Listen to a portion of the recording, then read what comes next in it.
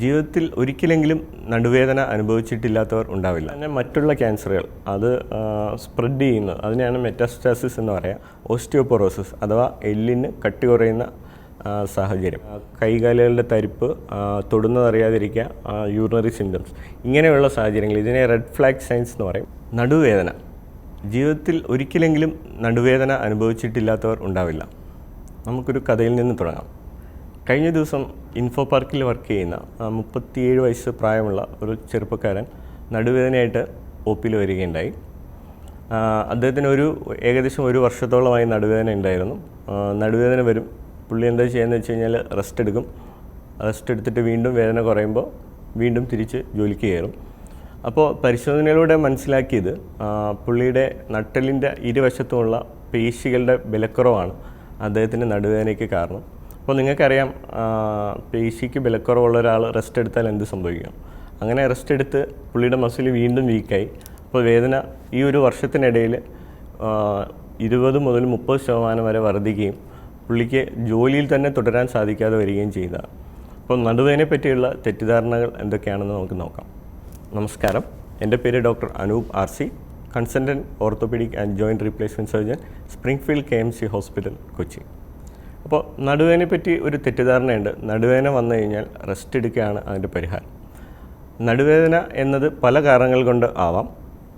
ഉദാഹരണം, നട്ടെല്ലിൻ്റെ ഇടയിലുള്ള disc bulge ചെയ്തിട്ട് നമ്മളെ ശരീരത്തിലെ താഴേക്ക് പോകുന്ന ഞരമ്പുകളിൽ പ്രസ് ചെയ്യുമ്പോൾ ഉണ്ടാകുന്ന വേദന, അതിനെ സയാറ്റിക്ക എന്ന പേരിലാണ് നിങ്ങളിൽ പലർക്കും അറിയുന്ന വേദനയാണ്. അങ്ങനെയുള്ള വേദനകളുണ്ടാവാം. പിന്നെ ഇന്നത്തെ ജീവിത ശൈലി കൊണ്ടും ഇരുന്ന് ജോലി ചെയ്യുന്നത് കാരണം ഉണ്ടാകുന്ന ഒരു പ്രോബ്ലമാണ് ഞാൻ ആദ്യം പറഞ്ഞ കഥയിലെ വില്ലൻ, മസിലുകൾക്കുണ്ടാകുന്ന ബലക്കുറവ്. ആ കണ്ടീഷനിൽ നമ്മൾ റെസ്റ്റ് എടുത്തു കഴിഞ്ഞാൽ ഇപ്പോൾ ഉള്ള നമ്മുടെ സിംറ്റംസ് കൂടുകയാണ് ചെയ്യുന്നത്. അപ്പോൾ നടുവേദന അങ്ങനെ സംഭവിക്കുമ്പോൾ നമ്മൾ പ്രോപ്പറായി ഒരു ആരോഗ്യ വിദഗ്ധൻ്റെ, ഒരു ഓർത്തോ ഡോക്ടറുടെയോ ഒരു ന്യൂറോ സർജൻ്റെയോ കൺസൾട്ടേഷനിൽ എടുക്കുന്നതിലൂടെ എന്ത് കാരണം കൊണ്ടാണ് നടുവേദന എന്ന് നമുക്ക് കണ്ടെത്താൻ സാധിക്കുന്നതാണ്. അപ്പോൾ നമുക്ക് എന്തൊക്കെ കാരണങ്ങളാണെന്ന് നോക്കാം. പ്രധാനമായും നമ്മുടെ ജീവിതശൈലി തന്നെയാണ് നടുവേദനയുടെ പ്രധാനമായ കാരണമായി ഇന്ന് കണ്ടുവരുന്നത്. എക്സസൈസ് ഇല്ലായ്മയും പിന്നെ പോസ്റ്റർ, പലപ്പോഴും നമ്മൾ ജോലി സംബന്ധമായിട്ട് നമ്മൾ അതിൽ ഫോക്കസ് ചെയ്ത് ചെയ്യുമ്പോൾ നമ്മുടെ പോസ്റ്റർ നമ്മൾ പലപ്പോഴും ശ്രദ്ധിക്കാറില്ല. ആ പോസ്റ്റർ പ്രോബ്ലം കാരണം നടുവേദന ഉണ്ടാവാൻ സാധ്യതയുണ്ട്. പിന്നെ ചെറിയ ചെറിയ ഇഞ്ചുറികൾ, പലപ്പോഴും വീഴ്ചകളിൽ സംഭവിച്ചു കഴിഞ്ഞാൽ വേദന ഉണ്ടാവും. നമ്മൾ 2 ദിവസം ഗുളിക കഴിക്കും, അത് മാറും, നമ്മൾ വീണ്ടും ജോലിയിലേക്ക് പോകും. ഈ വേദനകൾ പലപ്പോഴും ഡിസ്ക് പ്രൊലാപ്സിൻ്റെ ഒരു റീസണാണ്. അപ്പോൾ അങ്ങനെയുള്ള സാഹചര്യങ്ങളിൽ MRI സ്കാൻ പോലുള്ള ടെസ്റ്റുകൾ കണ്ടെത്തി അതിൻ്റെ ഗ്രേഡ് നിശ്ചയിച്ച് അതിന് പ്രോപ്പറായിട്ട് എന്താണോ ചികിത്സ വേണ്ടത് എടുത്തു കഴിഞ്ഞാൽ അത് മറ്റൊരു സ്റ്റേജിലേക്ക് പോകുന്നത് പലപ്പോഴും പ്രിവെൻറ്റ് ചെയ്യാം.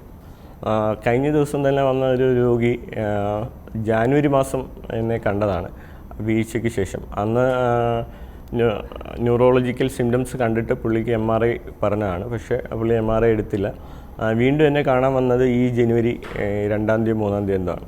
പക്ഷേ അപ്പോഴത്തേക്കിന് അന്നത്തെ സ്റ്റേജ് ഒരു ഗ്രേഡ് 1 ലിസ്തസിസ് എന്ന് പറയും. ഒരു നട്ടെല്ല് മറ്റൊരു നട്ടെല്ലിൽ തെന്നിപ്പോകുന്ന കണ്ടീഷനാണ് സ്പോണ്ടൈലോലിസ്തസിസ് എന്ന് പറഞ്ഞത്.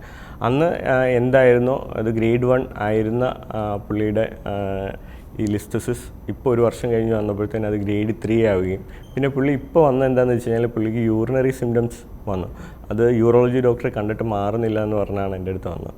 അപ്പോൾ അതിൽ പരിശോധനകളുടെ മനസ്സിലായത് പുള്ളിയുടെ ഞരമ്പുകൾക്ക് ഡാമേജ് വരികയും അത് മൂലം മൂത്രം, യൂഷ്വലി എന്താ സംഭവിക്കുകയെന്ന് വെച്ച് കഴിഞ്ഞാൽ നമ്മൾ മൂത്രം ഒഴിക്കാൻ തീരുമാനിച്ച് ബാത്റൂം എത്തുന്നതിന് മുന്നേ തന്നെ മൂത്രം പോകുന്നതാണ്. ഇതിനെ അർജ് ഇൻകോണ്ടിനൻസ് എന്നാണ് പറയാം. ഇത് നട്ടെല്ല് സംബന്ധമായ ഒരു ബുദ്ധിമുട്ട് കാരണം ഉണ്ടാകുന്നതാണ്. പലപ്പോഴും ആൾക്കാർ ഇങ്ങനെയുള്ള പ്രശ്നങ്ങൾ എത്തുമ്പോൾ ഇത് ഒരുപക്ഷെ ഈ ഒരു വർഷം മുന്നേ പുള്ളി വീണപ്പോൾ ഉണ്ടായിരുന്ന സമയത്ത് ഇത് ചികിത്സിച്ചിരുന്നെങ്കിൽ ഈ ഒരു അവസ്ഥയിലേക്ക് പോകാൻ സാധ്യത വളരെ കുറവായിരുന്നു.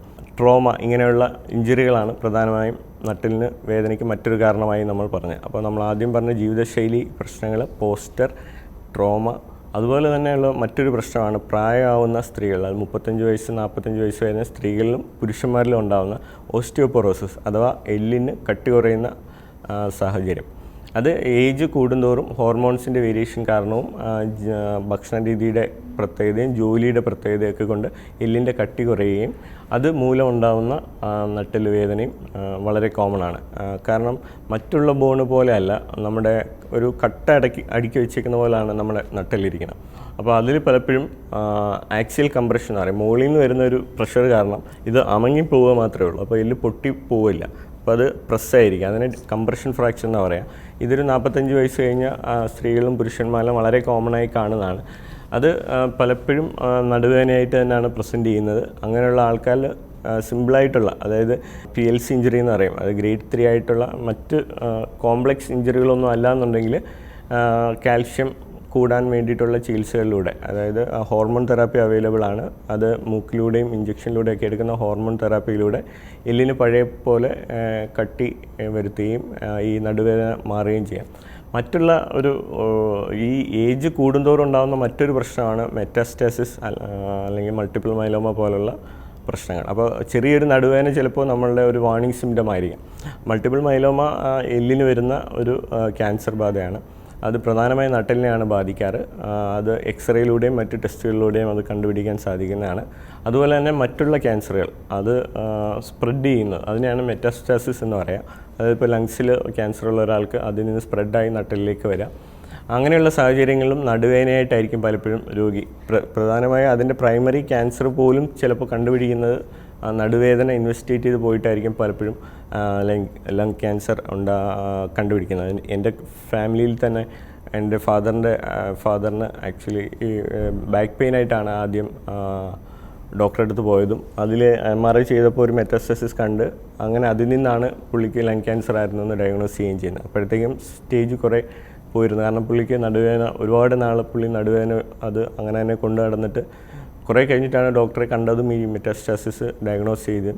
അൺഫോർച്ചുനേറ്റ്ലി അതൊരു സ്റ്റേജ് 4 ആവുകയും പിന്നെ പുള്ളിക്ക് ട്രീറ്റ്മെൻറ്റ് കൊടുക്കാൻ പറ്റാത്തൊരു സ്റ്റേജ് ആവുകയും ചെയ്തിരുന്നു. അങ്ങനെയുള്ള സാഹചര്യങ്ങളൊക്കെ നമുക്ക് പലപ്പോഴും ഒഴിവാക്കാം. അപ്പോൾ ഇനി മുതൽ നട്ടെല്ല് വേദന എന്ന് കേൾക്കുമ്പോൾ അത് നടുവേദനയല്ലേ, എല്ലാവർക്കും വരുന്നതല്ലേ എന്ന് അവഗണിക്കുന്നതിന് പകരം ഇങ്ങനെയുള്ള വാർണിംഗ് സിംറ്റംസ്, പ്രധാനമായും നിങ്ങൾക്ക് വെയിറ്റ് ലോസ്, വേദന കാലിലേക്ക് സ്പ്രെഡാവുക, കൈകാലുകളുടെ തരിപ്പ്, തൊടുന്നതറിയാതിരിക്കുക, യൂറിനറി സിംറ്റംസ്, ഇങ്ങനെയുള്ള സാഹചര്യങ്ങൾ, ഇതിനെ റെഡ് ഫ്ലാഗ് സൈൻസ് എന്ന് പറയും. ഇങ്ങനെയുള്ള ഞാൻ പറഞ്ഞ റെഡ് ഫ്ലാഗ് സൈൻസ് എത്രയും പെട്ടെന്ന് ആരോഗ്യ വിദഗ്ധനെ കണ്ട് ഒരു ചെക്കപ്പിലൂടെ നിങ്ങൾക്ക് നിങ്ങളുടെ നടുവേദന മാറുകയും മറ്റെന്തെങ്കിലും അസുഖം എത്രയും നേരത്തെ കണ്ടുപിടിക്കുകയും ചെയ്യുന്നത് നല്ലതായിരിക്കും.